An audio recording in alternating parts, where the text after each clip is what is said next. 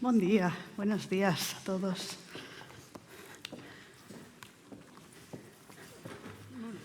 Vamos tomando asiento y vamos. Entro ya directamente a preguntaros a todos, a interrogaros a todos. No, voy a presentar muy brevemente a los ponentes de esta sesión. Esta es una sesión sobre el chip europeo y mucho más, y Barcelona, todo el potencial que tiene la ciudad de Barcelona en torno al chip europeo y a otros proyectos tecnológicos que ya desde hace bastantes años se vienen desarrollando en esta ciudad. Y como decía, bueno, pues yo creo que son de sobra conocidos, pero paso a presentar a los ponentes de hoy. Os diré solamente, por dar un poquito de envidia, que he tenido la oportunidad de estar unos cuantos minutos reunida con ellos antes y es un verdadero lujo aprender, escucharles, cómo se pinchan entre ellos. Voy a ver si luego pueden volver a hacerlo un poco, y porque es fascinante, o sea, el mundo de los semiconductores, de la cuántica, etc. Tiene tanto por delante y tal profundidad de conocimiento teórico, pero luego una aplicación práctica tan prometedora y tan deslumbrante que la verdad que es un placer escucharles. Así que, pues en primer lugar tenemos con nosotros, empiezo por el centro, Teresa Riesgo. Ella es la Secretaria General de Innovación del Ministerio de Ciencia e Innovación, es también la presidenta de CEDETI y es una investigadora pues, muy reconocida. Ella, catedrática de Tecnología Electrónica en la UPM, con una investigación centrada, si no me equivoco, en hardware para IoT. Es decir, es una investigadora con un conocimiento muy profundo también en lo que es hardware, en arquitecturas reconfigurables, en diseño de sistemas digitales, es ingeniera industrial. A su lado, Laia Bonet, la conocéis, ella es jurista de formación. Sí. Intrusa. Bueno, pero también muy ligada desde hace tiempo al mundo digital aquí en Cataluña y en la ciudad de Barcelona, ahora en la actualidad tercera teniente alcalde de la ciudad, para todo el área de Agenda 2030, transición digital, deportes. Es que es demasiado largo la enumeración, llevas demasiadas cosas. Coordinación territorial y metropolitana y bueno, y a algunos de vosotros habéis tenido también la suerte de poder escucharla ayer en estas jornadas. Junto a Teresa tenemos a Xavi Acemar. Él es el director del Centro de Innovación de Cisco aquí en Barcelona. Sabéis que Cisco tiene un reto por delante muy importante relacionado con el chip europeo. El Centro de Innovación de Barcelona va a albergar el primer centro de diseño de chips de Cisco dentro de la Unión Europea. Y bueno, pues a ver, luego le preguntaremos a ver si nos puede contar un poquito más al respecto. A mi lado, Mateo Valero. También imagino que todos le conocéis. Él dirige el Barcelona Supercomputing Center, la crème de la supercomputación, no ya solo en territorio nacional, sino también internacional, y un lugar, por cierto, precioso, que esto parece que es pues, lo más anecdótico probablemente, pero llama muchísimo la atención cómo se combina todo el conocimiento técnico allí con la faceta un poco más humanística, más artística y más... Bueno, yo creo que entrar allí es una conjunción de energías muy, muy recomendable. Decías además que tenías muchísimos hijos, no por promiscuo, sino por profesor. Es un investigador que ha hecho muchísimos artículos a lo largo de su trayectoria, también gran experto en todo lo que tiene que ver con, por supuesto, arquitectura de supercomputadores de altas capacidades, de altas prestaciones. Y por último, pero no menos importante, Alba Cervera. Alba, a pesar de su juventud, pues es una investigadora muy reconocida en todo el ámbito de la computación cuántica. En estos momentos está liderando el proyecto de Quantum Spain, por el cual se procura, si no me equivoco, ¿verdad?, incorporar una máquina de computación cuántica anexa o que complemente las capacidades del supercomputador del Barcelona Supercomputing Center, y con todo lo que eso pues, va a traer a la ciudad y al mundo investigador, científico y empresarial al que prestáis servicio desde Barcelona Supercomputing Center. Así que nada, no me quiero tampoco alargar muchísimo más, que yo siempre tiendo a alargarme. Sabéis que la sesión de hoy se llama Impulsar Barcelona como capital tecnológica a través del chip europeo. Y todo esto realmente, que es muy largo el título, para mí probablemente la palabra clave es la primera, impulsar, porque todo esto viene de acelerar un trabajo, como decía, en el que se lleva trabajando muchísimo tiempo, y en conjunción pues, con mucho talento y y mucha innovación. Y quería empezar el debate, voy a empezar con Teresa. Ella sabe muchísimo, por supuesto, de todo lo del PERTE-chip, etcétera, pero yo quería preguntarle por el chip europeo y el PERTE-chip en conjunción, o sea, como dentro de un ecosistema. Para que todo esto tenga sentido y tenga éxito y tenga recorrido, entiendo que hace falta mucho más que una inversión, una inyección de dinero ahora mismo. O sea, ¿qué conjunción de elementos, de talento, por ejemplo, en torno a la zona metropolitana de Barcelona, tiene que darse para que esto sea una realidad?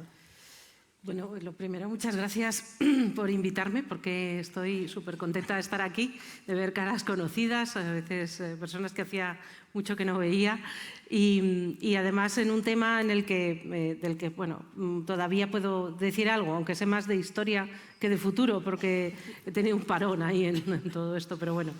Tengo que decir que efectivamente hace falta no solo dinero, hace falta apoyo, desde luego, político, institucional, pero hace falta talento, y esto sale de las universidades, no nos olvidemos. Hace falta tejido empresarial de todo tipo, desde grandes corporaciones, pero también empresas pequeñas, startups, pero también esas medianas empresas que en España son súper buenas y muy innovadoras, que estas muchas veces se nos olvidan, ¿no? Y yo soy muy fan de ellas, ¿no? Porque además, como presidenta del CDT, el CDT tenemos una fuerte implicación con esa tipología de empresas. Son empresas de mediana capitalización, muchas veces empresas incluso familiares, de origen familiar, y que tienen una capacidad de innovación muy fuerte, no solo como usuarios de tecnologías, sino también como desarrolladores y generadores de tecnologías nuevas, ¿no? Pero, aparte de eso, a mí me gustaría contar un momento, una historia aquí, y es que este mundo de la microelectrónica, esto Mateo y yo lo hemos vivido porque, bueno, pues hemos coincidido en tiempo y en espacio muchas veces. Hemos vivido como en los años 90 en España y en Europa hubo un fortísimo apoyo a todo esto que tiene que ver con los chips.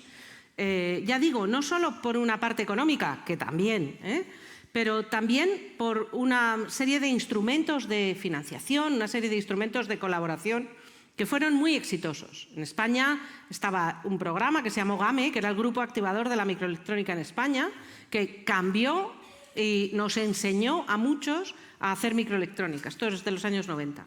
En Europa hubo un programa fundamental que se llamó OMI, que era la Open Microprocessor System Initiative, que hizo que una empresa europea, se creó de ahí una empresa europea, que fue la líder en el mundo de los microprocesadores, hasta que vino un fondo japonés y la compró y nadie puso ni una pega. Aquí nada. Y de repente Europa empezó a decir, y España sin duda detrás, empezó a decir, bueno, aquí lo que tiene valor es el software, que está muy bien, que vamos a hacer esto, que vamos a hacer lo otro. Y el hardware se fue quedando ahí, y se fue quedando ahí, estoy hablando de toda Europa, sin formación, es decir, muchos programas de formación se fueron cerrando porque no había donde luego ir. Sin industria, pequeña, mediana o grande, porque se fue vendiendo, se fue deslocalizando, esto que lo hagan otros, porque nosotros lo que nos vamos a dedicar es a hacer el software. Y llega 2021 y de repente se rompen las cadenas de suministro y no hay chips. Y entonces toda esa idea de la digitalización, la transición digital y la inteligencia artificial, pero ya esto tendrá que correr en algún sitio, porque sin hardware no vamos a ningún lado. Y llegamos a un punto en el que el 90% de los chips de altas prestaciones se fabrican en un pueblo de una isla de Asia. Es que es muy sorprendente que hayamos llegado ahí. Y ahora estamos poniéndole el cambio, no solo en España, no solo en Europa, con el Chips Act y toda la nueva ley de los chips que está recientemente aprobada por el Parlamento, sino también en los Estados Unidos. O sea que no solo es eso. Entonces, tienen que darse condiciones, pero tenemos que estar listos porque ahora estamos todos diciendo, startups, instalaros aquí, que este es un buen sitio, os voy a poner capital para que os financiéis. vamos a tener talento y, por tanto, necesitamos generar ese talento. Y, además, vamos a tener estas empresas, grandes empresas, ¿no?, como Cisco, que, bueno, supongo que hemos tenido todos ahí, ¿sabes?, esta cosa de vente conmigo, o vente que yo soy más guapo o más guapa y tal, ¿no? Esta cosa de ponernos bonicos para enseñarnos a los demás, ¿no? Creo que, desde luego, en ese ámbito Barcelona tiene mucho que ganar, porque tiene, gracias, entre otras instalaciones, al BSC, al Centro Nacional de Microelectrónica, a los centros cerca que hay en la Generalitat, alrededor de Barcelona, l'ICFO, en fin, otros, que han mantenido esa tecnología viva, pues creo que eso le hace que tenga una situación mucho mejor que otros. Este es un análisis visto desde el punto de vista de España, ¿no? Y a lo mejor es un poco políticamente incorrecto, pero no me importa. Bueno, no lo pongáis en el Twitter, eso, por favor. Que luego... Bueno, pero nos quedamos con una idea muy positiva, que existía en aquel entonces probablemente también el interés político y los fondos públicos, pero nos acompasaron probablemente de un eje industrial que lo acompañara y de un eje investigador, que hoy por hoy académico, científico, de startups, etcétera, que hoy Barcelona sí tiene eso y como es un valor diferencial y a futuro muy importante, diría yo. Laia, como decíamos, Barcelona, esto no empieza desde cero. El BSC lleva años instalado aquí, lleva años siendo muy puntero. También la apuesta por crear aquí distintos hubs de startups digitales es muy fuerte. Probablemente sea uno de los mayores hubs de startups, de emprendimiento digital innovador que existe en Europa, independientemente de lo que digan muchos rankings, que ya destacan la posición de Barcelona, pero es que es así realmente. ¿Qué más? ¿Qué más se viene haciendo en esta ciudad para potenciar eso que todos ahora llamamos la economía del conocimiento y ese tejido empresarial innovador que es al que deberíamos todos aspirar? Permíteme, Elena, empezar por una manifestación de voluntad clarísima, que no es gratis, porque efectivamente viene de mucho trabajo hecho durante los últimos años, pero de un pleno convencimiento de que Barcelona y, evidentemente, tras Barcelona, el conjunto de España, son actores clave para conseguir el objetivo que nos hemos propuesto a nivel de Unión Europea de poder alcanzar el 20% de la producción del mercado mundial en materia de chips para 2030. Y este es un objetivo que, escuchando a Teresa, no es necesariamente fácil, pero creo realmente que Barcelona puede contribuir y muy bien a ello. Y, evidentemente, creo que en el conjunto de España Barcelona puede contribuir a ello por su posición estratégica, no solo, evidentemente, por algo que creo que todos compartimos. Tenemos una gran suerte, tenemos mucho talento local, sino que también tenemos mucha capacidad para atraer talento internacional. Pero luego tenemos algo que Teresa también lo incluía en sus mensajes iniciales, que es un fantástico ecosistema, no solo evidentemente empresarial, sino industrial. Y ella se refería también, evidentemente, a la investigación, luego ya voy a entrar en eso, que es importantísimo. Ayer teníamos algunos debates que creo que lo demostraban perfectamente, no solo el de las escuelas de negocio, sino luego las mesas que hubo con startups, o sea, aquí de todos los tamaños, como decía Teresa, y no solo las grandes.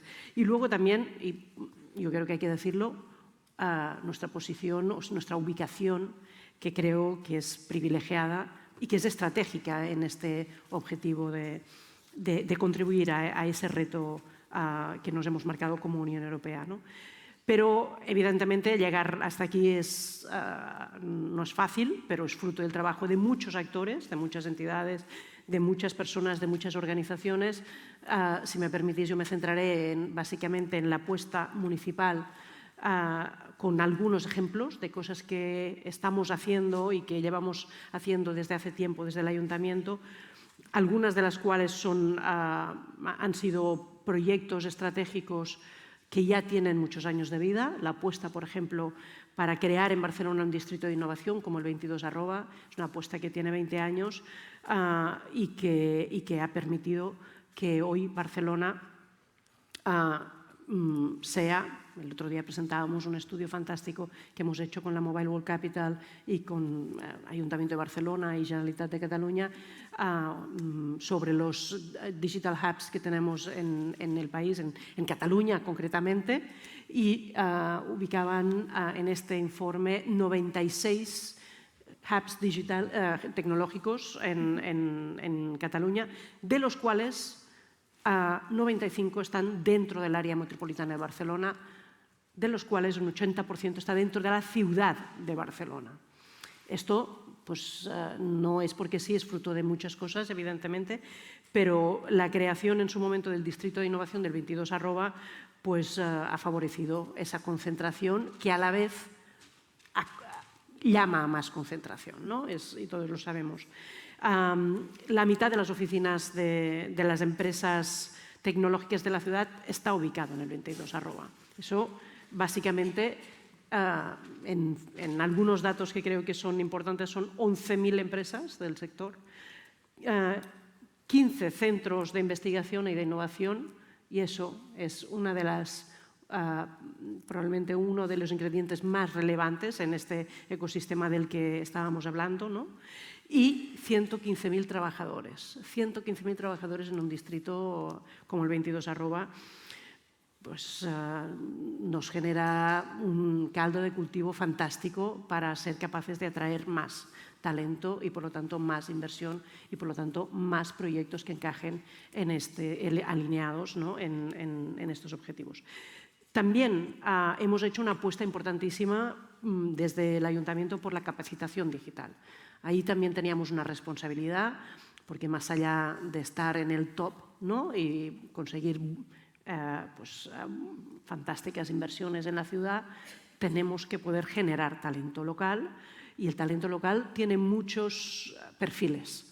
Pues ahí en la capacitación digital yo creo que algunas cifras también demuestran que esta ha sido una apuesta muy importante. En los últimos 4 años, es decir, en este mandato, hemos formado a 70.000 personas de entre 7 y 70 años. Es decir, fijaros que estamos hablando de un segmento de edad amplísimo, precisamente porque queríamos trabajar en el presente y en el futuro al mismo tiempo, ¿no? Capacitación tecnológica, por lo tanto, de muchos niveles, a través de Barcelona Activa, que, como sabéis, es una de las herramientas más útiles que se crearon en el Ayuntamiento ya hace años y que está haciendo un trabajo fantástico. Y también con la IT Academy, que es uno de los últimos proyectos que hemos puesto en marcha para formar también perfiles tecnológicos, pero en personas que vienen de otros sectores, por lo tanto, en una lógica de reskilling, que también es muy importante en un momento donde estamos haciendo con el Barcelona Green Deal una apuesta importante para la diversificación de nuestra economía, ¿no? Y un tercer ejemplo que creo que también es importante, que es toda la apuesta para la acogida de profesionales internacionales. Simplemente, si nos remontamos a cuando se creó el Distrito de Innovación, el 22 @ hace 20 años, en el 2000, para poner una cifra, solo el 2% de los residentes de la ciudad eran extranjeros, 2%. Ahora es un 21%. O sea, hemos hecho un salto inmenso, y eso, hablando de lo que estamos hablando, significa que tenemos que poner herramientas para que este aterrizaje sea no solo el que es, sino que sea también un buen aterrizaje en términos de calidad, no solo de cantidad.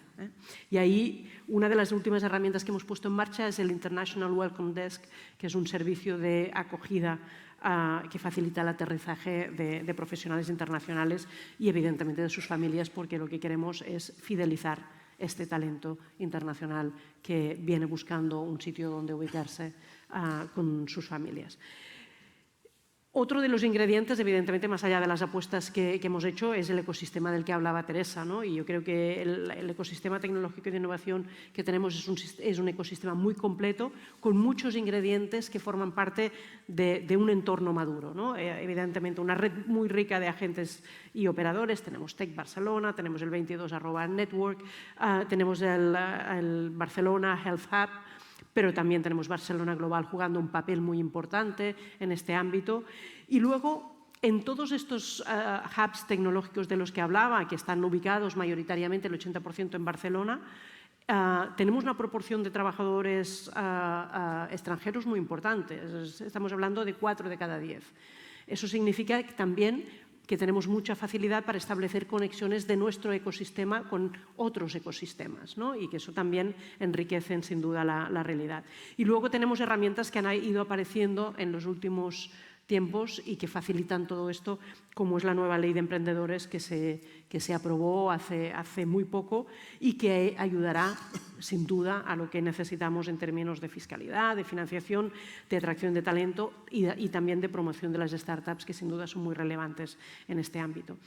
En todo este ecosistema, evidentemente, destacan los centros de investigación y de innovación, que son fundamentales, como decíamos, y que nosotros hemos querido también impulsar, fomentar y fortalecer a través de un proyecto que presentamos precisamente en la primera edición del REACT, el Barcelona Innovation Coast, pero también con otras herramientas como el Fondo Deep Tech, a través de la inversión de 10 millones de euros para movilizar 10 millones más procedentes del sector privado y acelerar spin-offs que provienen del mundo de la investigación, que es algo que probablemente si no traccionamos desde el ámbito público, desde las instituciones, difícilmente se puede producir a la velocidad que necesitamos.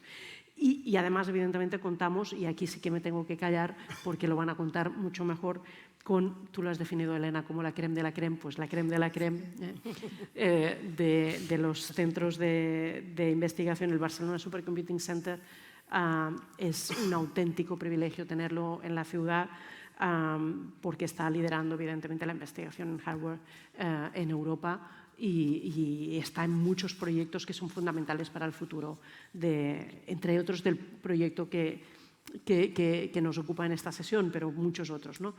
Y evidentemente ahí confluyen también apuestas importantísimas desde el sector privado, como las de Cisco, que hoy también conoceremos muchos más detalles a través de Xavier, y también de Intel, confirmando ya la ubicación en Barcelona de centros de diseño de microchips y, por lo tanto, actores relevantes en esta apuesta para que la Unión Europea pueda tener ese porcentaje importante en el mercado de los chips en el futuro y que corrija ese error al que se refería Teresa de esos momentos en los que nos centramos como país quizá con una visión más a corto plazo en el software y sencilla. También sencilla, efectivamente.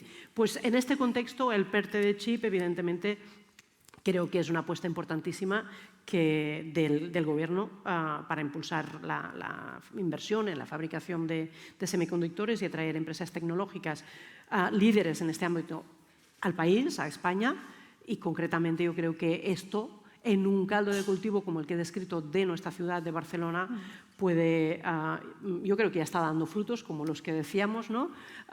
Pero sin duda genera nuevas oportunidades de empleo y fortalecerá el ecosistema, este fantástico ecosistema tecnológico que ya tenemos en todo el país y hará que esto que sabemos hacer tan bien, o que creo que nos gusta hacer tan bien, que es la colaboración público-privada para afrontar estos retos que son conjuntos y compartidos, pues salga reforzada para estar más a la altura de los retos que tenemos como país y a los que queremos contribuir, sin duda, como ciudad. Muchas gracias. Importantísima también la apuesta, la conjunción de todo esto con la formación, con el talento, con las personas. El talento llama talento.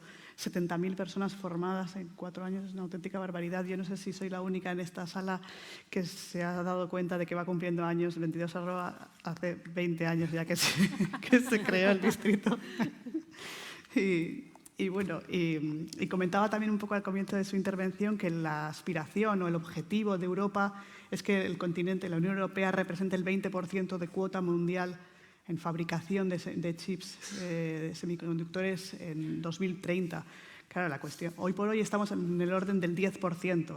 Se trata de pasar del 10 al 20%, pero claro, esto en términos porcentuales. Estamos hablando de un mercado que ya de por sí por lo menos se va a duplicar. Es decir, todo el mundo está pisando el acelerador, nosotros tenemos que pisarlo todavía más. Y nada, y en este marrón, en este gran charco, está metido, por supuesto, Cisco como una de las empresas referentes, y aquí en Barcelona pues tiene una larga historia de innovación que bueno, Xavi, a ver si nos puedes contar un poquito más y nos puedes contar un poco más también cómo pues, se va a integrar el nuevo proyecto del PERTE Chip y del diseño de chips desde Barcelona dentro de lo que ya veníais haciendo en el centro. Perfecto. Pues muy bien. Mira, yo creo, habiendo oído las dos primeras intervenciones, yo creo que las palabras clave, y voy a insistir en ellas, han sido ecosistema y talento, ¿no? Ha salido como muchísimas veces, ¿no? Pero realmente lo son y forman parte también de lo que pensamos desde Cisco, ¿no? Barcelona tiene un sólido ecosistema, no voy a insistir, se han dado ejemplos, lo sabemos todos. Barcelona es capaz de generar talento y de atraer talento, con lo cual, perfecto. Y en corporaciones como Cisco tenemos y seguimos teniendo el apoyo institucional, tanto Gobierno español, Ayuntamiento, Generalitat, que nos han permitido hacer estas inversiones, con lo cual, digamos que los astros se alinean, ¿no?, para que pasen las cosas que están pasando. Pero el tema de los chips es complejo, es complejo. La cadena de suministro, lo hemos dicho, lo hemos oído antes, se rompió porque es una cadena muy complicada. Es una cadena en la que el diseño de los chips es complicado, el prototipaje también, la fabricación no digamos, y luego la comercialización. Por lo tanto, insisto en las palabras del principio, se necesita un talento altamente cualificado y se necesita un amplio ecosistema. Cisco no solo lo va a hacer todo, necesitamos industria, necesitamos centros de investigación como los que tenemos, necesitamos universidades que generen el talento, necesitamos startups, ¿no? Por lo tanto, insistir en esas dos palabras que han sido claves también para la decisión de Cisco de apostar por la ciudad de Barcelona. Luego comentaremos un poco más en detalle, ¿no? Y desde el Centro de Diseño de Chips, a ver, lo que pretendemos es aportar a la ciudad ese conocimiento y esa expertise que tiene Cisco en el desarrollo de chips para ayudar a ese crecimiento del ecosistema. Nosotros no vamos a triunfar si el ecosistema no crece. Por lo tanto, vamos a aportar ese conocimiento para ese crecimiento del ecosistema, para que Europa sea exitosa en el European Chip Act, y lo vamos a hacer no solo creando este centro de diseño, pero vamos a hacer otras iniciativas. Vamos a invertir en el ecosistema. Tenemos un programa que se llama Digitaliza, que lo que hace es invertir en proyectos innovadores con el ecosistema local. Lo estamos haciendo ya en proyectos en infraestructuras críticas, en sanidad, en el entorno de finance, etcétera, y lo vamos a hacer en el ecosistema de los chips.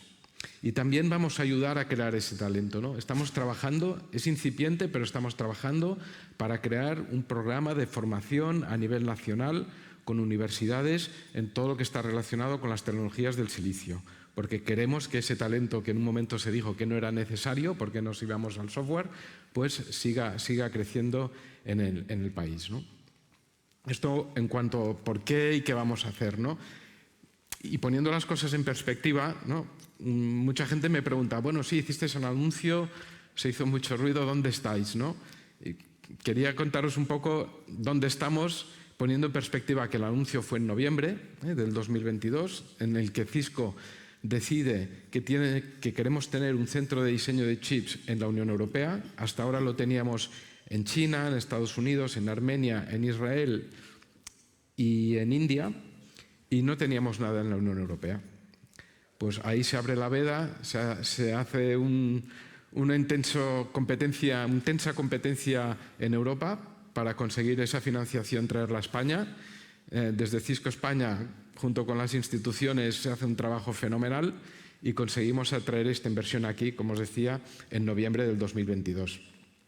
Ahora estamos en el proceso de adquirir el talento. Tenemos bastantes posiciones abiertas, las podéis ver en LinkedIn, desde el director del centro, porque vamos a tener un director específico del Centro de Diseño de Chips y un director del Centro de Innovación. Son dos unidades de negocio distintas para Cisco, por lo tanto vamos a tener un director con unos gerentes de equipos y ingenieros altamente cualificados, que es lo que estamos buscando y veréis en las posiciones en LinkedIn, por ejemplo. Y lo que vamos a hacer es, bueno, pues seguir el desarrollo de los chips de altas prestaciones.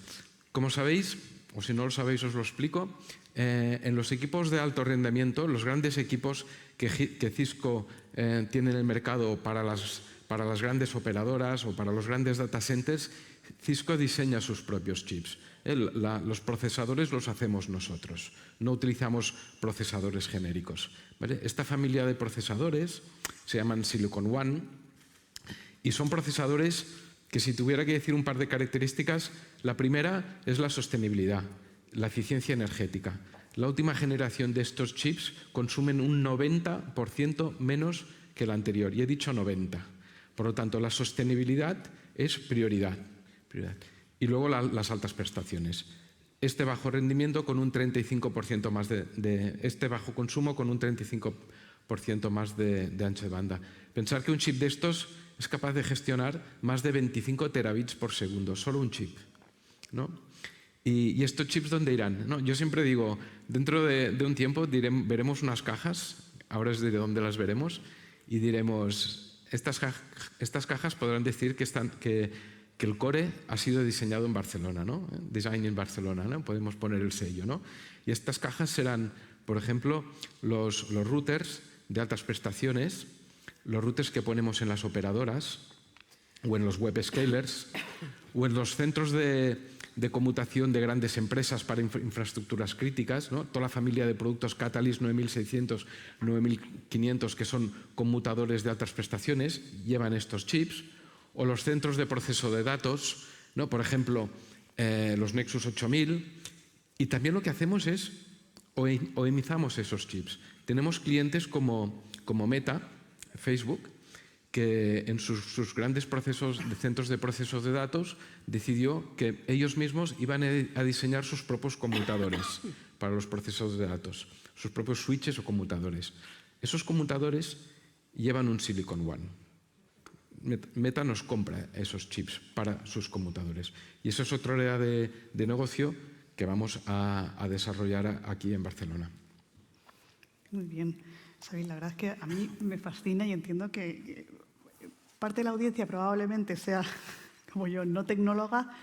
En el mundo de los chips, amplio mundo de los chips, exactamente ¿en qué clase de chips puede estar bien posicionada España y podéis aportar vosotros? Hablabas de algunos en los que ya trabajáis, o sea, ¿cuáles un poco los rangos o los de potencia o de tipo de chips que se pueden hacer desde aquí y en qué se distinguen de otros que vemos habitualmente en mucha pequeña máquina a nuestro alrededor, pero que quizás no es tan estratégico? Bueno, yo puedo hablar no sé si se me oye. Sí. Yo puedo hablar, a lo mejor Mateo puede aportar más aquí, pero yo puedo hablar por la parte de Cisco.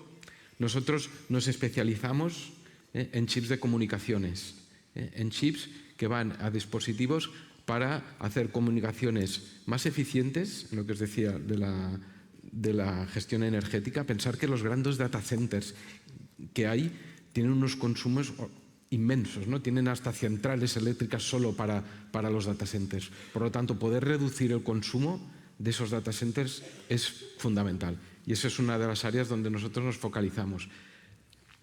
Luego, las altas prestaciones y la seguridad, la ciberseguridad en todo lo que son estos chips, ¿no? La ciberseguridad nosotros siempre decimos que tiene que ser horizontal, tiene que estar en todos los sitios y no tiene que faltar también en el diseño de chips. Por lo tanto, nosotros, comunicaciones, altas prestaciones, bajo consumo y seguridad.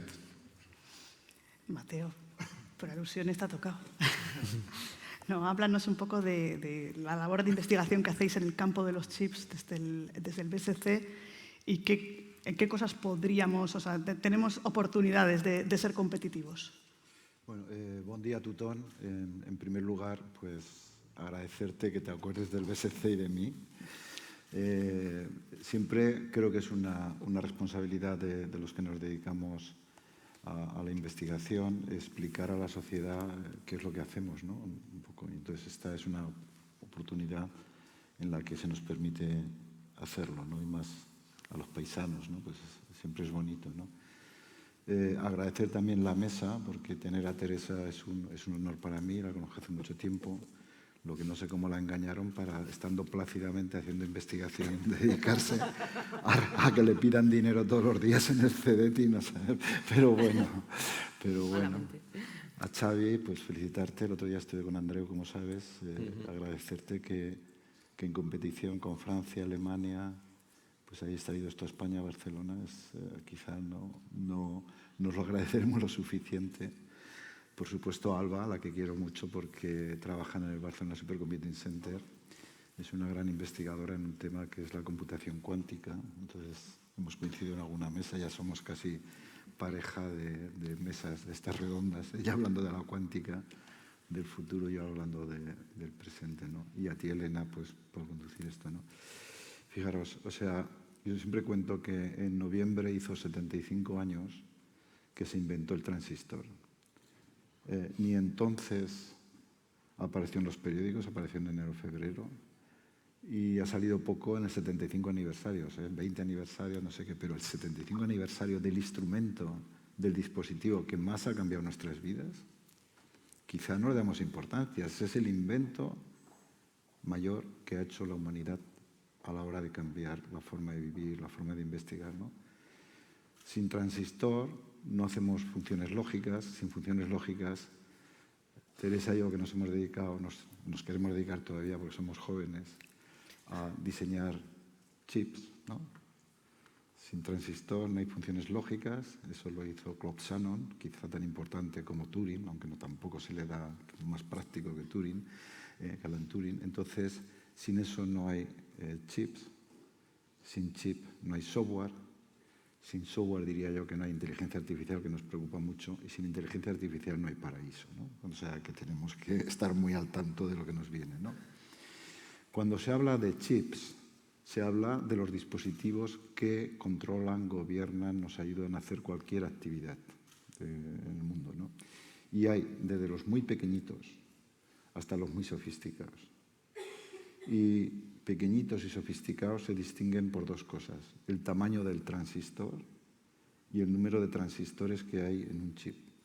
Te diré que los pequeñitos de Internet de las Cosas, el que lleva una nevera, cualquier cosa, pues esto lo hace un alumno en el primer curso de la carrera, y se puede diseñar, pero los chips que dominan el mundo, las altas prestaciones, o bien sea para comunicaciones, como ha dicho Xavier, o para hacer el ChatGPT, o para que la inteligencia artificial puede haber contribuido con el mayor invento, que es cómo de una secuencia de aminoácidos predicen cómo se emplea una proteína, qué proteína va a producir. Esto es tremendo. Esto es la mayor aportación que Google ha hecho al mundo, porque ha hecho otras con las que yo no estoy nada de acuerdo. ¿De acuerdo? Entonces, hay chips donde el tamaño del transistor es muy pequeño, y aprovecho un poco para rendir homenaje a una persona que murió hace 3 días, que se llamaba Gordon Moore, que es el que hizo Intel. No aguantó a uno de los 3 que inventaron el transistor chocolate, porque era una persona muy especial, Henry. Y entre otras cosas fundó Intel y predijo a la tercera, acertó de que los físicos iban a ser capaces de reducir el tamaño del transistor, el transistor es una válvula, ¿no?, que conmuta a 0,1, con 0,1 yo ya soy feliz si me dan un dispositivo, porque a partir de ahí puedo hacer computadores, ¿no? Entonces, pues este señor pasó y predijo esto, y entonces os puedo decir que ahora hay en 10 centímetros cuadrados de silicio, de la arena de la playa, aquí tenemos mucho, en mi tierra, en los Monegros, hay muchísima. Yo siempre propongo en Aragón hacer Monegros Institute of Technology, el de MIT aragonés, ¿no?, porque se pueden hacer ahí muchos chips. Pues resulta que ahí pues solamente son capaces los físicos, estos temas de físicos, la litografía, la empresa pionera en el mundo es holandesa, como bien sabe Teresa, pues solamente son capaces ahora de meter 200.000 millones de transistores en 10 centímetros cuadrados. ¿Que a qué velocidad trabajan? Pues a 2.000 millones de veces por segundo.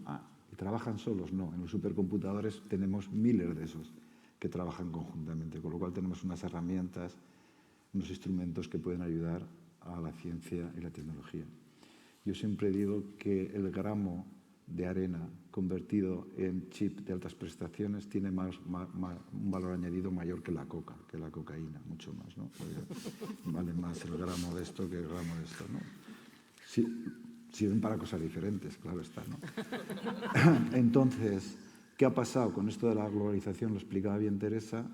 Pues resulta que en Europa, entonces, dejamos de hacer dos cosas: diseñar y fabricar los chips de altas prestaciones, que son aquellos que utilizan el tamaño del transistor más pequeño. Hoy se están haciendo chips ya a 3 nanómetros.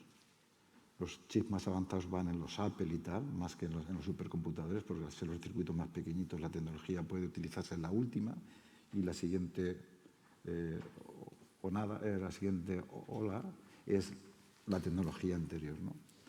Y claro, en esos chips que son potentísimos, os diré también que ahora estamos montando el Mare Nostrum 5 y que, volveré a lo del diseño y tal, y que cada chip de esos que vamos a tener miles, en 10 centímetros cuadrados, es tan potente como todo el Mare Nostrum 1 del año 2005, que era el número 4 del mundo.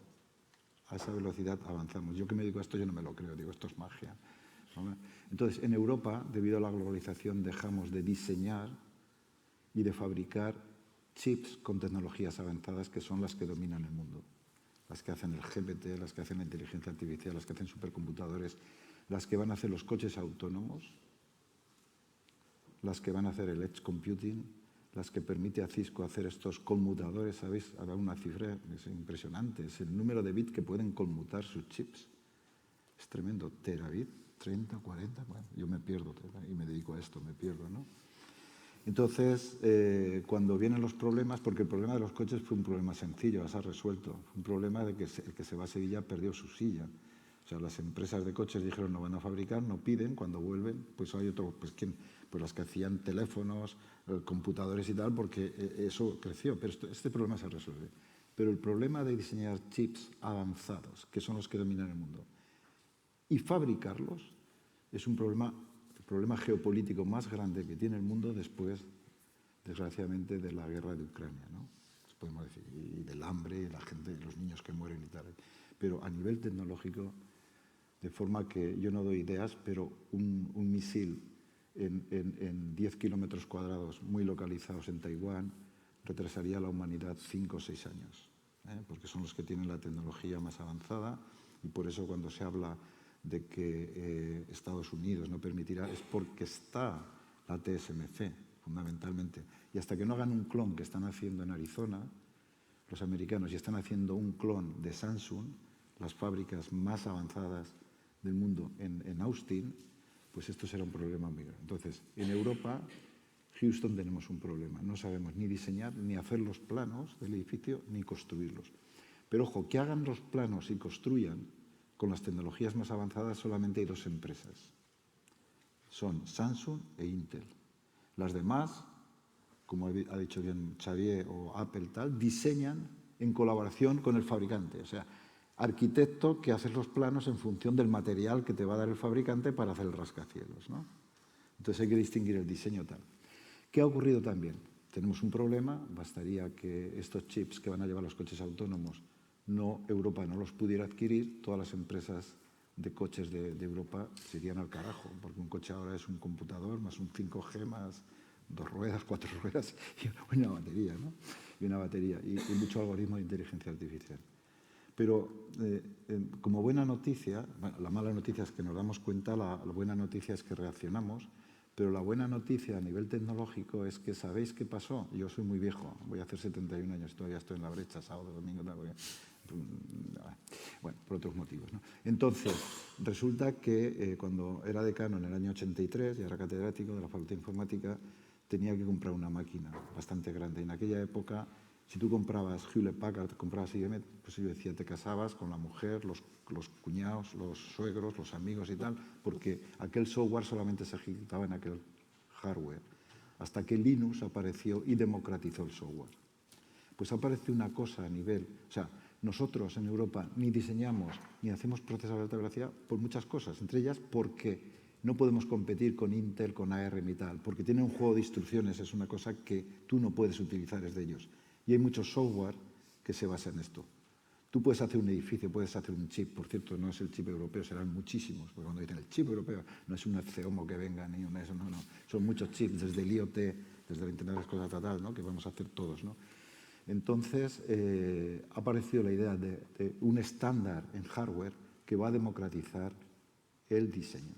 Con lo cual es el momento adecuado para, poniendo dinero como ha puesto Europa, como agradeciendo una vez más al Gobierno de España con el PERTE del chip, a todos que estéis gestionando todo lo que habéis empujado, se pueden hacer cosas en España, ¿no? Se pueden hacer cosas en España desde el IoT hasta chips de alta velocidad, donde nosotros pues llevamos un poco delantera, y si nos dan gasolina, que nos la están dando desde el PERTE. Cuando se habla del PERTE chip, digo, no conocen que se están haciendo cosas muy buenas. Y será el PSOE o el PP o el que sea, pero hay que analizar lo que hacen. Y se está haciendo cosas muy buenas, ¿no? Entonces, nosotros vamos a hacer cosas ahí y yo llevo, hace 48 años, 49 en junio que acabé la carrera, Telecom Madrid. Os diré que cuando estaba en tercero salió el primer microprocesador, 2.300 transistores, ahora hay 2.000 millones de transistores en un poquito más de superficie. Y que el gran problema que tenemos para hacer cosas es que hemos de formar gente en estas tecnologías. El BSC somos más de 800 personas, el 40% de 52 países. Pero yo me voy el lunes a Bangalore, con gran alegría de mi mujer que cumple años el martes, para traer talento. Tenemos que motivar a las universidades, tenemos que cambiar las normativas para formar ingenieras e ingenieros en unos temas que son básicos. ¿Para qué? Yo hablaba con Andreu, con el director de Cisco el otro día. Tienen un problema muy grande los de Cisco porque no encuentran gente. Y son gente que ganan 200.000 euros, 300.000 euros, 400.000 euros. ¿Cómo no hacemos esa formación? Entonces, de nuevo, coordinados por el PERTE, por Jaume Martorell, el comisionado, es un señor que es de Barcelona, que estaba tan tranquilo, retirado en Reno, y lo habéis engañado para venir al pobre, jubilado, hacer una cosa. Tenemos todas las universidades españolas, 25 agrupadas ahora, para hacer una cosa de ellos, de las cátedras PERTE Chip, para motivar la colaboración, la generación de ingenieras e ingenieros. Necesitamos esto. Si tenemos esto, vamos a crear empresas en España, muchas, y estamos en contacto con empresas. Y vamos a traer a muchas más, porque lo que necesitamos, yo siempre digo, es, y acabo ya porque si no me liaré, si hay alguna pregunta, que Barcelona sea una cosa que me gusta mucho, decir que el Silicon Valley, el Data Valley, a mí me gusta decir que Barcelona puede ser la City Valley, el Design Valley, el Design City, Barcelona Design City. Y para eso necesitamos 3.000 ingenieras e ingenieros que sepan diseñar circuitos, desde chips del IoT hasta chips muy complicados, porque hay talento.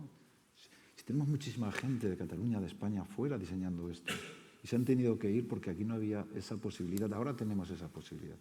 Y tenemos una posibilidad única en Barcelona, ciudad a la que yo vine hace 48 años y creo que volvería a hacer lo mismo desde cuando acabé la carrera, de crecer en estos temas tan importantes que harán producir más puestos de trabajo, pagar más impuestos, repartir mejor, hacer una ciudad mejor y mejor.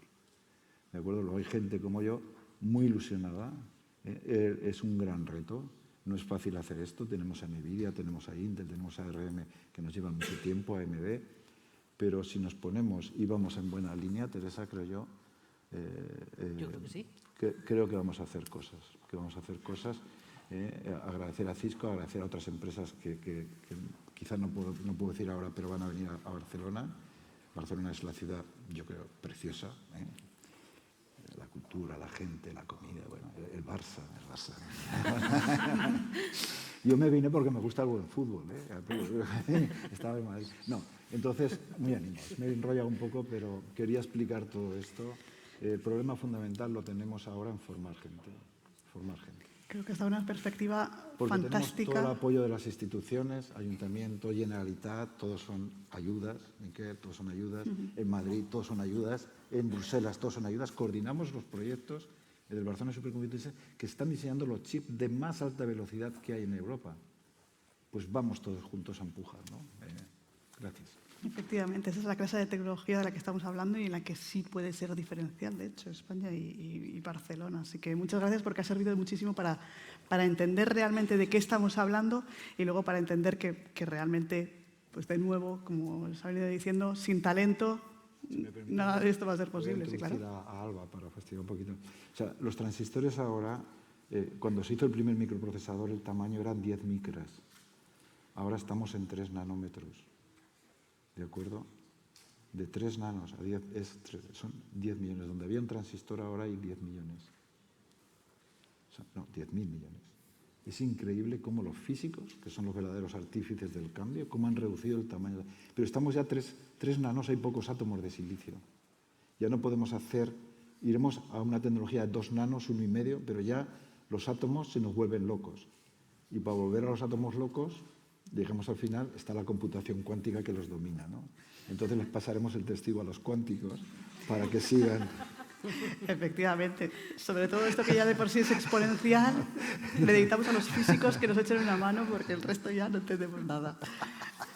Alba, cuéntanos, bueno, y a todo esto también hablabas de la importancia del talento. Sí. Habréis escuchado a Alba probablemente en intervenciones anteriores y ella está haciendo una labor magnífica, pues como chica joven y especialista en un ámbito tan bonito y tan prometedor y tan fascinante como es la cuántica, pues yo creo que ayudando a otros a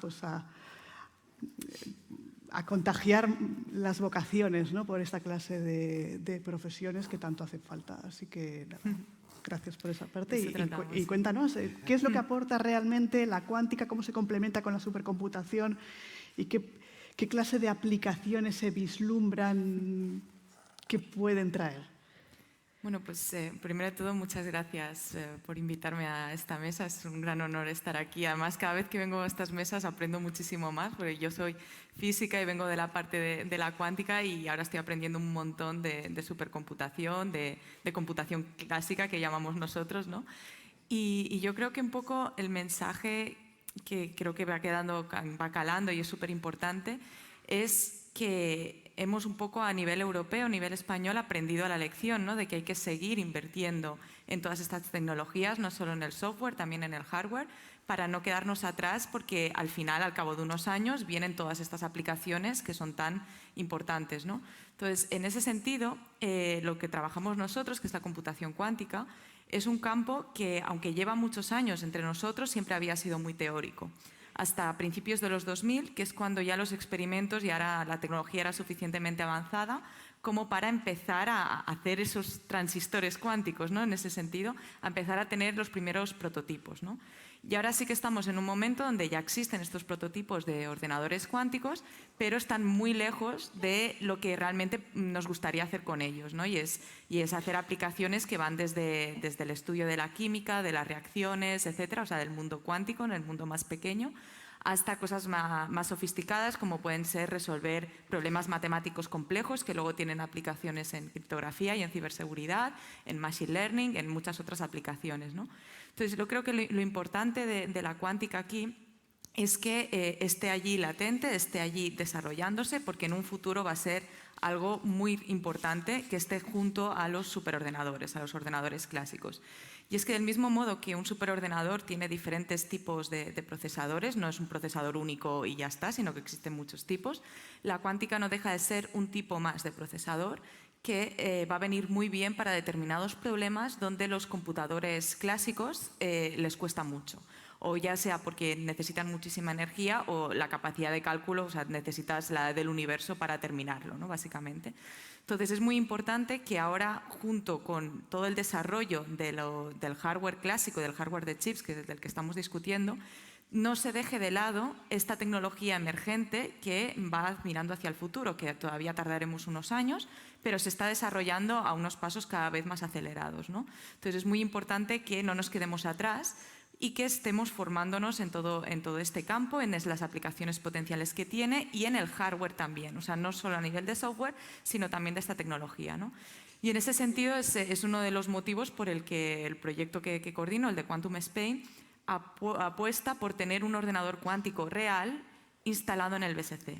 no un acceso remoto que nos dé alguna empresa ni nada de eso, sino tener el computador aquí para poderlo ya tocar, para poder ya experimentar con él, para que todos nuestros técnicos se formen en lo que es operar un ordenador cuántico, que es unas características muy diferentes a un computador normal, y por lo tanto estar en esa vanguardia de saber y manipular una tecnología tan importante y emergente como es la computación cuántica, ¿no? En ese sentido, estamos muy contentos, ¿no?, de coordinar un proyecto de estas características que además involucra a toda la red española de supercomputación. Por tanto, es algo totalmente que involucra a muchos actores, que al final el mensaje que queremos transmitir es: tenemos que formarnos en este campo, no nos podemos quedar atrás, y por tanto con este tipo de proyectos y otros pretendemos estar ahí en esa vanguardia, y eso también nos ha permitido poder ir a Europa y conseguir un proyecto europeo muy importante que viene financiado por EuroHPC, que es precisamente la misma rama de la Unión Europea que financia Mare Nostrum 5 y los superordenadores más potentes de Europa, y es conseguir también formar parte de esta red europea de computación cuántica, porque, como decía, es una tecnología muy emergente, hay muchas tecnologías cuánticas ahora mismo en desarrollo. Entonces, lo que estamos haciendo a nivel Europa es coordinarnos, que cada uno de nosotros escoja una de esas tecnologías, para que todos los investigadores y empresas y startups que están experimentando con ello tengan acceso a esta tecnología, ¿no? Y entonces, todo esto de la computación cuántica no deja de ir en paralelo a todo lo que se hace en semiconductores, y es una tecnología emergente que está ahí latente y que no queremos perder el tren, ¿no? Queremos ser protagonistas y no queremos depender de otros agentes y de otros países que sí que están desarrollando esta tecnología. Por tanto, de hecho está incluido en el PERTE de semiconductores, está incluido en el CHIPS Act, esa pata de computación cuántica, que encima en muchos de los casos se utiliza tecnología que también se utiliza para hacer los chips. Se necesitan salas blancas del mismo modo, se necesita electrónica rápida, se necesita fotónica, se necesita mucha tecnología que sirve para otros cometidos y no solo la computación cuántica. Por tanto, es un esfuerzo colectivo que da muchos frutos en muchos ámbitos, no solo en el de estar en la vanguardia científica, sino también en otras tecnologías que están más en nuestro día a día. Exactamente, y como antes comentábamos también, pues efectivamente la cuántica es todavía muy emergente, todavía tardará años en probablemente hacerse realidad algunas de las cosas así que leemos, pero bebe de mucha otra tecnología y de muchos otros procesos que en todo este camino se van a ver también beneficiados. Es decir, todo este tiempo de investigación paralela con la cuántica va a servir para la computación clásica. No sé yo si lo de clásica nos gusta mucho como término, pero... Háblale de la que funciona y resuelve problemas. Bueno, pues de la computación que funciona también se va a ver muy beneficiada Lo otro es el elefante blanco que vendrá, pero que no nos da miedo, que lo necesitamos. Como ha dicho bien Alba, hay problemas que los computadores clásicos es imposible. Solamente un problema muy sencillo, ¿no? El del viajante de comercio. En millones de ciudades, poner un precio de ir de una ciudad a otra y decir, quiero un recorrido, pasar una vez por una ciudad con el mínimo coste. Yo no me espero a que un supercomputador lo acabe, ¿eh? Yo no me espero, me voy. Pues estamos esperando a que resuelva problemas. Hay investigadores muy buenos como Alba y su grupo.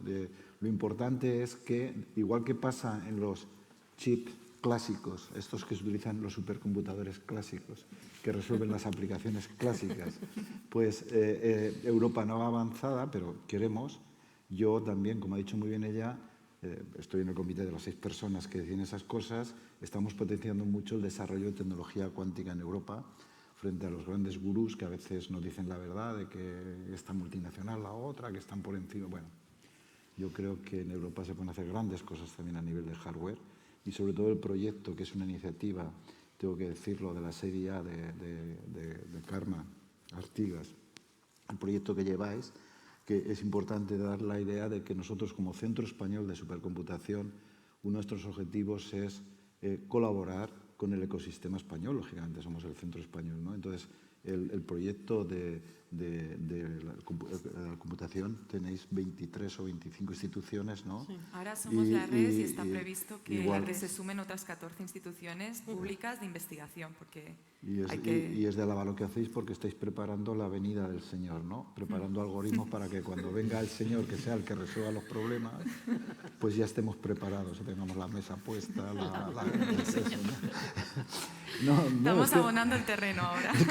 Es que es muy importante eso, formar a la gente. Estábamos hablando que en los chips nuestros el problema que tenemos es que como no ha habido esa necesidad, no hemos formado.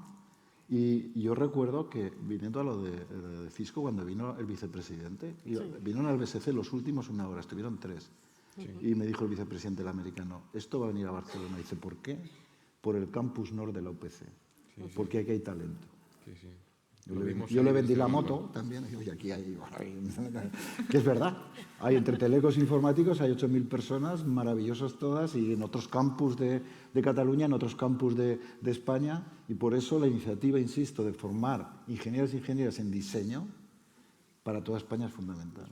Será una salida, y las ideas que tenéis el Jaume y vosotros de hacer esas cátedras perdital, vamos a hacer cosas que nunca se pudieron hacer, pasar de la obra, de las musas al teatro en horas 24. Fundamental. Eso es fundamental. Fundamental. 3.000. Me he quedado con la cifra, además. 3.000 en Barcelona para empezar. 3.000 en Barcelona para empezar. Laia, ya te están poniendo deberes. Pero Si puedo decir algo, 10.000 en España o 15.000. el ecosistema está...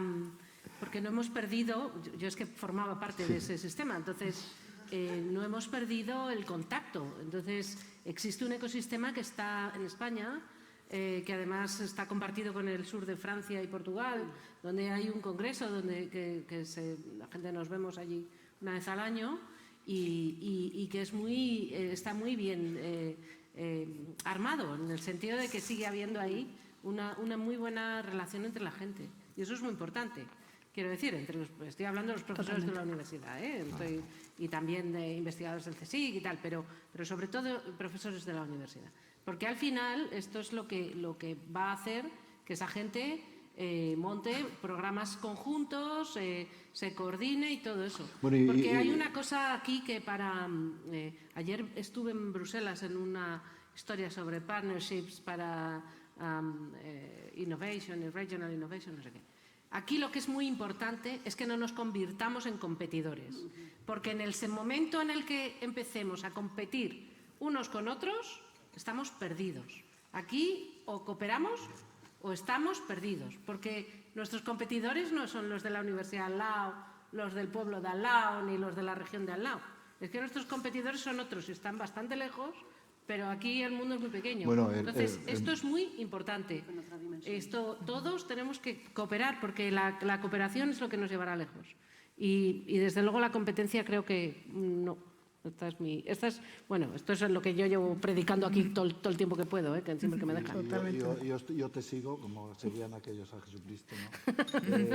Colaborar para competir mejor. Sí, eso es. Porque si no, no vas a venir. Y ojo que el enemigo igual lo tenemos al norte de los Pirineos. Sí. Y muy cerca. Ahí lo deja totalmente de acuerdo, sí. Independientemente del volumen de inversión pública de la que dispongamos, que puede ser discutible si es suficiente, insuficiente, etcétera, aunque fuera mucho, no hay por qué, quiero decir, la colaboración es clave para que se pueda invertir de manera eficiente y para que al final pues todo salga adelante de una manera mucho mejor. Hay un antropólogo catalán que se llama Eudald Carbonell, que conoceréis, que dice una frase estupenda, que es esto de que los competentes no compiten, los competentes colaboran. O sea, eso, yo creo que al final eso que se ha dado en la evolución humana se va a dar en la evolución de la microelectrónica, ¿no? ¿Qué pasa? Que todos usamos la misma frase, me imagino, ¿no, Mate? Pero a mí es que eso me encanta, porque... Has parlado de un genio. Ah, vale. No, yo creo que es muy importante, de verdad, porque a veces podemos tender a tener esta tendencia, ¿no? Y creo que no, eso. Además, ahora hay fondos, que es que cuando los fondos son muy escasos tenemos que darnos de tortas por ellos, pero es que ahora hay fondos. Lo que hace falta es buenas ideas y buena cooperación, de verdad. Pues Teresa, aquí te demostramos una vez más que en Cataluña tenemos muy buenas ideas. Ya lo sé. Y mucha experiencia. Y mucha experiencia en cooperar. Volvemos un poco, hilando además, Laia, vuelvo contigo.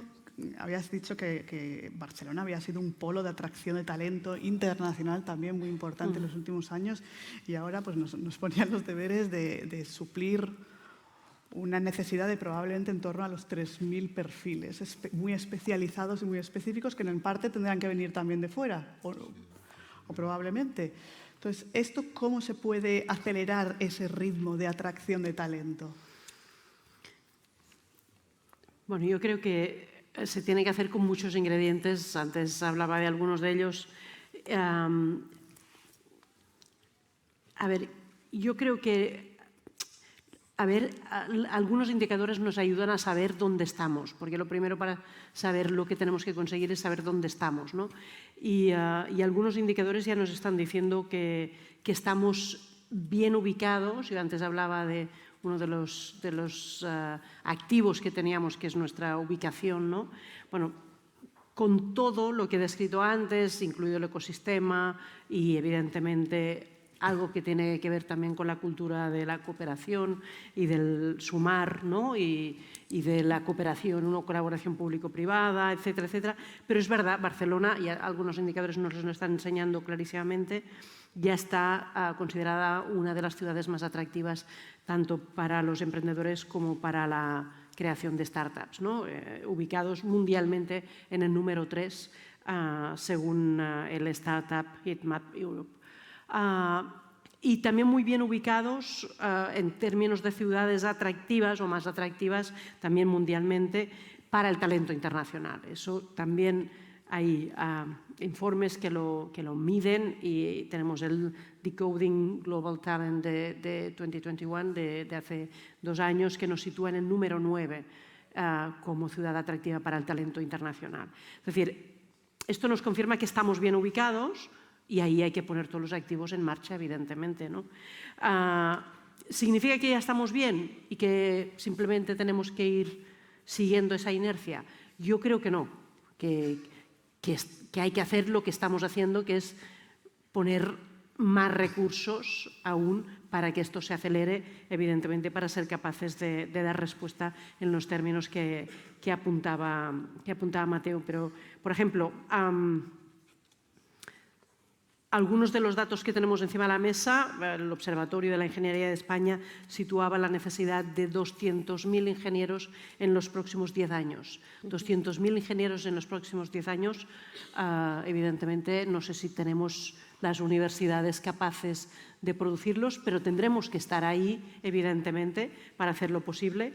El 25% de las empresas hoy tienen dificultades para encontrar el talento que necesitan. El 25%, es decir, no es una tarea fácil, y porque además necesitamos talento en permanente actualización, ¿no? Y por lo tanto ahí tenemos que poner más aún colectivamente, y evidentemente desde el ayuntamiento con todos sus recursos es lo que estamos intentando. Y yo creo que no quiero dejar de mencionar un ámbito en el que también tenemos aún mucho recorrido de mejora colectivamente como sociedad, que es el de la brecha de género en el sector TIC. O sea, me ha encantado que tuviéramos a Alba aquí, pero creo que es obvio que ahí tenemos aún mucha necesidad de corregir una desviación respecto a la realidad de nuestra sociedad que tiene y tendrá consecuencias si no la corregimos rápidamente, ¿no? Hoy en el sector TIC solo hay un 20% de mujeres. Y eso, evidentemente, tiene un impacto y tendrá un impacto. Y para afrontar todos estos retos, desde el ayuntamiento, como os decía, pues ya hemos ido preparando herramientas. Entre ellas, desplegamos este mandato, una medida de gobierno llamada Barcelona Ciudad de Talento, con más de 30 medidas, la mayoría de las cuales las ponemos en marcha en formato de colaboración en alianzas público-privadas, por eso de la actitud de la colaboración, porque nos deja en mejor posición ante la magnitud de los retos, pero lo que queremos es contribuir con todas estas medidas a potenciar todo el ciclo de vida del talento. Y eso significa, evidentemente, la generación, pero también el desarrollo, la retención y la atracción de talento, ¿no? Todas las fases del ciclo de vida. Y antes mencionaba algunas de ellas, muy prácticas, ¿eh? El International Welcome Desk, que es una de ellas, que nos sirve para atraer y para hacer fácil el aterrizaje. Lo hemos puesto en marcha y en el primer año ya hemos atendido a 1.000 personas aterrizando en Barcelona. 1.000 personas en una ciudad en un año con sus familias no es un tema menor, sobre todo porque estamos convencidos de lo que decíamos, que eso al final es más capacidad de atraer más talento, ¿no?, a cada uno. Pero evidentemente también nos ayuda a trabajar en otros ámbitos, que es la consolidación de grandes eventos en la ciudad, ¿no? Por eso estamos muy felices de la continuidad, diría hasta 2030 y más allá del Mobile World Congress, pero también de la consolidación de un proyecto como el ISE que tenemos aquí en Barcelona, y yo creo que aún no sabemos la dimensión de lo que tenemos en ese ámbito, porque hay mucho futuro en el corto plazo ya, ¿no? En definitiva, muchas de estas herramientas son las que tendremos que acelerar en el futuro, en esa estrategia de gobierno municipal como ciudad de talento, porque estamos convencidos que no es suficiente con la capital tecnológica que es hoy Barcelona. Queremos que ante todos los retos que estamos compartiendo hoy tengamos cada vez más herramientas para hacer que esa capitalidad tecnológica sea un activo en términos de mayor capacidad de colaboración, ¿no? Como decíamos ahora, a nivel de país y a nivel de Unión Europea. En particular, nosotros lo enfocamos también como una necesidad de diversificar nuestra economía, que en definitiva lo que significa es generación de oportunidades para todos, porque lo que no nos podemos permitir es que con todas estas apuestas hagamos una Barcelona de front office fantástica, y que estas transiciones que tenemos que hacer en paralelo, evidentemente la digital, pero también la ecológica, acaben generando nuevas desigualdades que no afrontamos de la misma manera que estamos afrontando, con la misma ambición y con la misma capacidad de dar respuesta con la que estamos afrontando los grandes retos de futuro, para que no solo Barcelona, sino España, sino la Unión Europea esté al frente de estos retos de futuro que son claramente geopolíticos. Yo creo que Teresa ha sacado la palabra clave, que es colaborar, que ahora tú lo has tomado. Vamos a ver, si uno mira, y son datos que me pasó el profesor Enric Banda, que está aquí, o sea, si uno mira en las carreras STEM, de los últimos datos, ahora recuerdo el 55% lo producen, no es producir, o sea, está entre China y la India. China es el 37 y tal, o sea, España es el 0,2. España es el 0,2. O sea, las universidades tienen que colaborar, lógicamente, tenemos que ayudarlas a todo esto. En el tema del PERTE Chip ya se le ha comunicado al ministro y está encantado de, a nivel español, aplicar vuestras ideas de hacer esta educación, ¿no? Pero fijaros una cosa, yo lo voy a decir, a mí voy a pedir dar clase otra vez a mis años, para los jóvenes decirles, mira, desde que el PSC empezó a diseñar chip hace 4 años, ha habido gente que, estando como vosotros ahí, se lo están pasando muy bien y están ganando 70 y 80.000 euros al año sin irse de nuestra querida Barcelona. Yo creo que si dices eso, ese mensaje se entiende. Se entiende. Te lo vas a pasar bien y los fines de semana vas a ir al Pro Olympic o a Bulgis, a donde quieras, a tomarte los cubatas. Pues eso es lo que hay que hacer. O sea, y las universidades están preparadas y a veces son los sistemas. O sea, ¿cómo veo el ayuntamiento yo? Nos ayuda mucho, pero si flexibiliza todo, igual que pedir permiso de trabajo, es que hay muchas cosas que hay que saltar para tener a un investigador o una investigadora ahí, ¿de acuerdo? Pero vamos avanzando mucho. Yo doy mensajes positivos porque así lo creo. Vamos avanzando mucho. Las universidades van a generar ese talento que necesitamos para crear nuevas empresas, para atraer a empresas como Cisco, que voy a repetir que gracias de nuevo a Cisco. Vamos ahí todos y vamos a animar a Barcelona para que continúe siendo la ciudad tan maravillosa que es. Hemos visto la perspectiva... Bueno, un aplauso.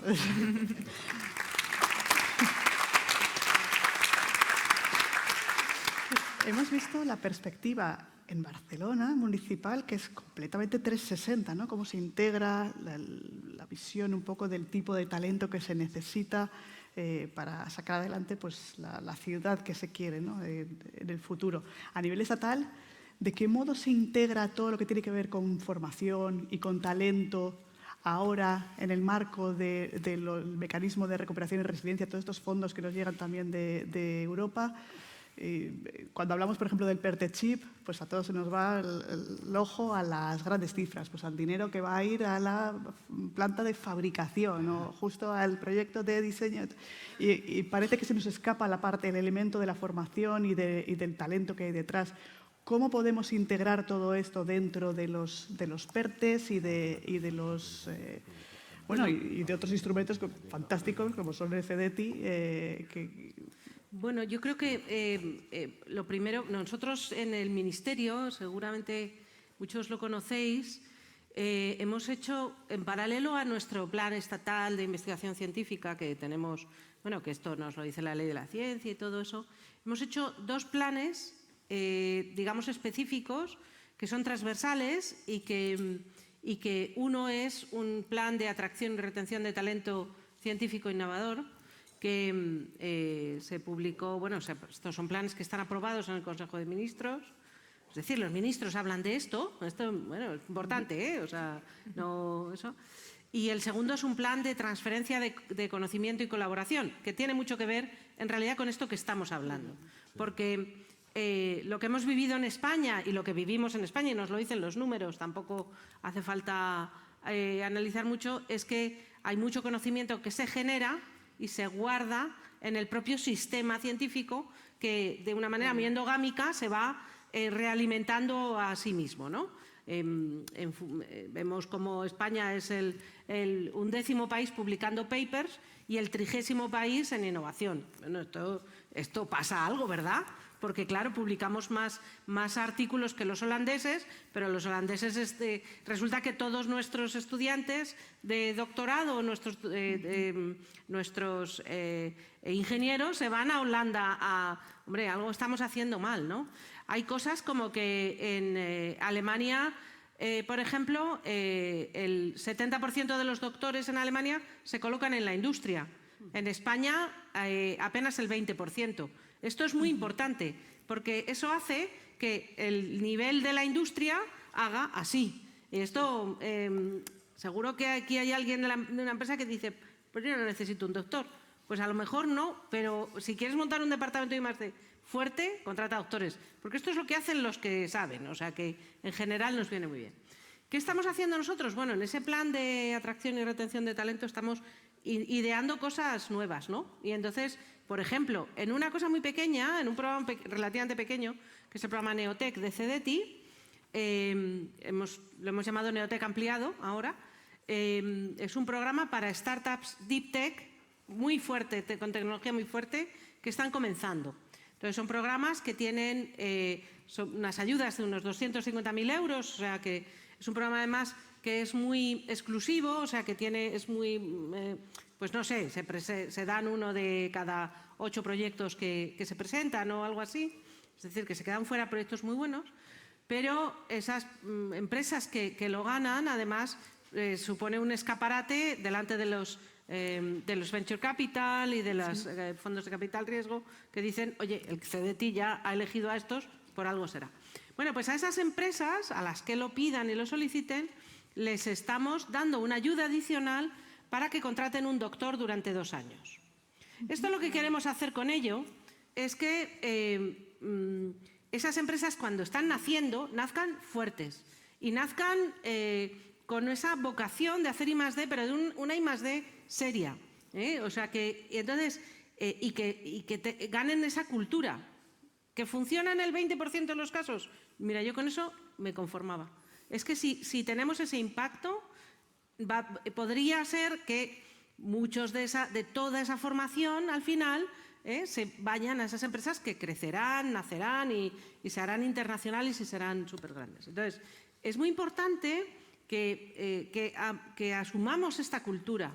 Esa cultura en la que no solo la tenemos que asumir desde los centros de investigación, que eso es lo que está en nuestra mano, lo que hemos modificado en la Ley de la Ciencia, todas las cosas que hemos ido haciendo, sino también el introducir esa cultura y que haya más permeabilidad entre este sector más científico y el sector más productivo, y eso es fundamental. Y yo en mi experiencia universitaria siempre he dicho, cuando tienes una relación entre un grupo universitario y una empresa una relación muy fructífera de hacer muchos proyectos juntos y de manera muy bien, ahí también a esa empresa no le falta talento, porque de esa universidad o de ese grupo universitario se transfiere el talento de manera muy natural.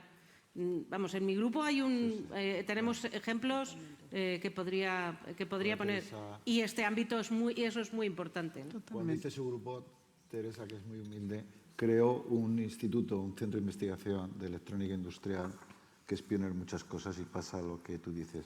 Pero, si me permitís, ¿sabéis estos tertulianos que hablan de cualquier tema en cualquier momento? Claro, depende del tema, un minuto, sí. Lo aprovecho. Pues resulta que se quedan sin gasolina y el móvil dicen, a ver si me manda alguien algo para salir, ¿no?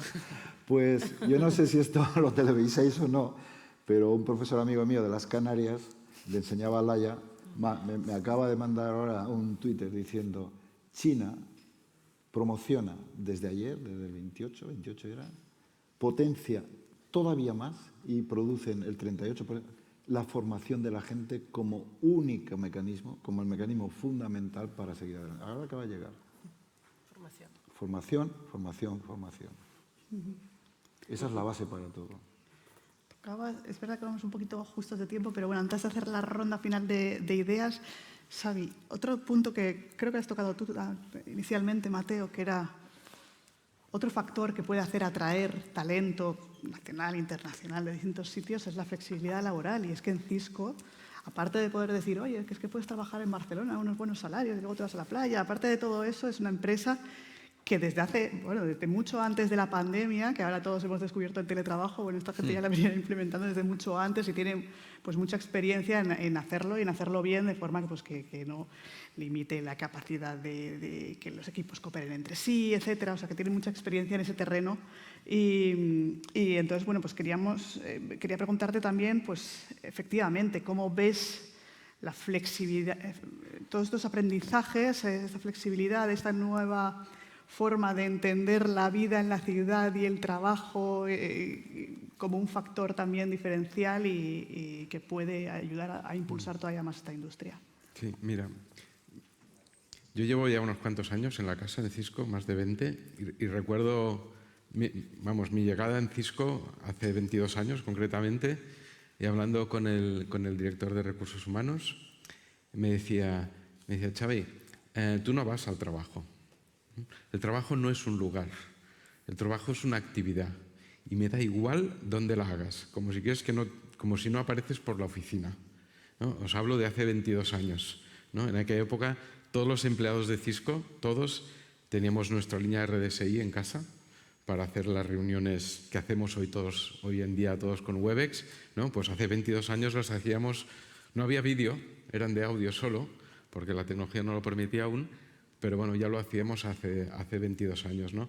Con lo cual en Cisco está en nuestro ADN. O sea, el tema del teletrabajo es algo que desde siempre, ¿no? Yo creo que el 90% de los empleados tienen capacidad de teletrabajar y los que no son porque hacen mantenimiento de las oficinas. Sí es cierto que después de la pandemia vemos que ha disminuido la presencia en las oficinas, o sea, la gente viene menos. Pero bueno, no hubo ningún impacto desde el punto de vista de infraestructura, oye, que nos han confinado, que hay que teletrabajar. Bueno, y sí es lo que hacemos cada día, ¿no? O sea, en ese sentido, lo que nos ha permitido es optimizar espacios de oficina y reducir costes, ¿no?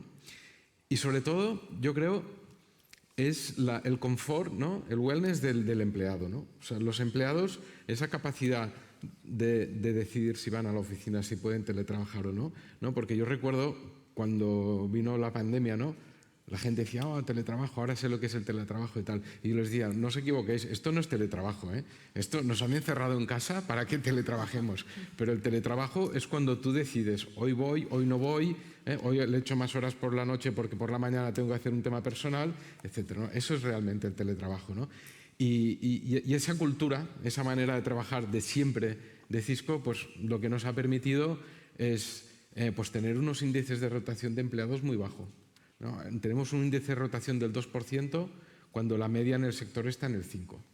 La gente le gusta estar en Cisco, le gusta estar por los espacios de trabajo y por esa flexibilidad de, oye, El trabajo no es un lugar, es una actividad. Efectivamente, un aliciente más para trabajar en esta industria y para aquellos que estéis a tiempo, pues elegir una ingeniería o una carrera con salida, no como periodismo que hizo aquí una servidora. Es verdad, yo todavía he tenido suerte. Nada, nos vamos ya de tiempo. Ha sido un verdadero privilegio poder escucharos. Como hacemos ya, abusando un poco de la confianza y de los tiempos, una pequeña ronda final de grandes conclusiones, quizá. Mateo, que me estás mirando muy... Daré un mensaje institucional, o sea, lo importante es la colaboración y yo como ciudadano y como director del Barcelona Supercomputing Center estoy orgulloso de que en el año 85 el Gobierno de España, el Gobierno de Cataluña y la UPC se pusieran de acuerdo para crear un centro de investigación que era pequeñito, que durante 20 años con mucha ayuda Xavi, Pilar, fue creciendo, luego fuimos Centro Nacional, es un punto de encuentro de las instituciones y es un punto de encuentro entre la investigación y la sociedad. Resolvemos problemas de la sociedad. Somos más de 800 personas y hay solamente 14 funcionarios. Mucha gente, bueno, no lo creáis, lo primero que tiene que hacer es buscar proyectos para pagarse su salario, ¿de acuerdo? Luego esa colaboración es fundamental. Eso nos ha permitido, sinceramente, puedo decirlo muy claro, ser el mejor centro de supercomputación de Europa, de sobras, tener mucha envidia de algunos vecinos, pero traer riqueza al país. Para mí es España, es Cataluña, es Barcelona, es el Campus Nord, y yo creo que todos que trabajamos ahí, y creo que Alba coincidirá, estamos orgullosos de continuar haciendo lo que hacemos por la sociedad. Decidimos hace tiempo ser felices en lugar de ser ricos. Y eso es bueno. Alba, para no dejarte hasta el final, porque siempre es la conclusión más difícil. Oye, estoy totalmente de acuerdo con las conclusiones de Mateo. Para mí el mensaje sería que sigamos invirtiendo en ciencia y sigamos invirtiendo en la ciencia fundamental, porque eso nos dará frutos en el futuro, sin olvidar obviamente el presente, ¿no? Yo creo que estamos haciendo los deberes muy bien.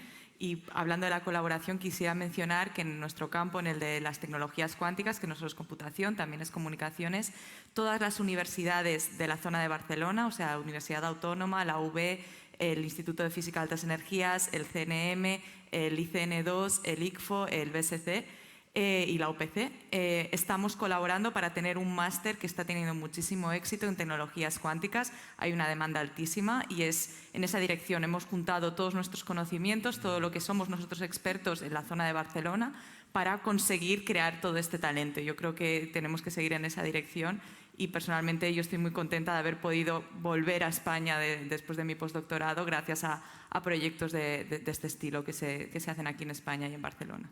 Muchas gracias. Xavier. Nada, brevísimo porque estamos fuera de tiempo. Simplemente sigamos remando juntos como lo estamos haciendo, no compitamos. Y un mensaje positivo, estoy seguro que vamos a conseguirlo dentro de unos años. Barcelona será conocida también por el ecosistema en el desarrollo y diseño de chips en Europa y en el mundo, ¿no? Muchas gracias. Teresa. No. Bueno, ya que estamos, esa marca de Barcelona, Ciudad del Diseño, Design City, me parece que es una gran marca también por el sitio donde estamos, porque el diseño además que es algo que abarca muchos aspectos, desde el diseño de chips hasta el diseño gráfico, pasando por todo el diseño estratégico, donde desde luego Barcelona es un ejemplo. Y creo que las oportunidades aquí son muy buenas, porque los ecosistemas se desarrollan alrededor de las universidades. Este ejemplo que nos ha puesto Alba es un ejemplo muy importante y además creo que la viveza y la gracia que tiene esta ciudad desde luego no es comparable con casi ninguna de las que tenéis en Europa. Si además esto lo combináis con gente talentosa que ha sido capaz de construir desde un pequeño centro, ¿no? Que yo lo recuerdo cuando aquello empezó, ¿no? Casi yo estaba estudiando, todavía estudiaba, pero que sí, que soy más joven que tú. Y aunque no parezca, pero sí recuerdo cuando todo aquello empezó a ser 800 personas, es increíble, o sea, y creo que es un ejemplo, y cuando una cosa es posible lo que hay que hacer es replicarlo y hacer otras parecidas. Así que nada, y yo desde luego animar a los jóvenes a que este es un ámbito que es súper divertido, o sea, es muy divertido trabajar en esto y pensar, aquel chip que yo diseñé está en un satélite o está en un trocito de un móvil, creo que es una maravilla que, bueno, algunos desde luego, yo todavía sigo fardando de eso, más que de otras muchas cosas. Y Laia, como buena anfitriona. Yo, como suscribiría todo lo que se ha dicho en general y en estas últimas conclusiones también, pero se ha hablado sobre todo de colaboración, dejadme poner un estrés adicional en otra de las palabras que han salido a lo largo de todo este debate, que es formación. Para conseguirlo solo lo logramos con formación, lo decía con un ejemplo muy gráfico Mateo ahora, y yo creo que ahí nuestro gran reto es poder aunar la formación más excelente, esos perfiles de primera, con la formación en general de la sociedad. Es decir, necesitamos ahí introducir y extender la formación a todos los perfiles posibles. Y ahí el reto sin duda, tiene otra dimensión, porque necesitamos que todo el mundo esté formado en tecnología y necesitamos más mujeres también en tecnología. Si no, estaremos adelantando hacia algo que probablemente tendrá más de abismo que no de reto. Muy bien, pues muchísimas gracias a los 5, gracias a los asistentes. Espero que os hayamos convencido de que Barcelona es y va a ser una verdadera capital tecnológica, que tiene todos los miembros para serlo y que hay, bueno, tenemos muy claras las ideas de cómo hacerlo, así que seguro que lo conseguiremos. Nada, muchas gracias.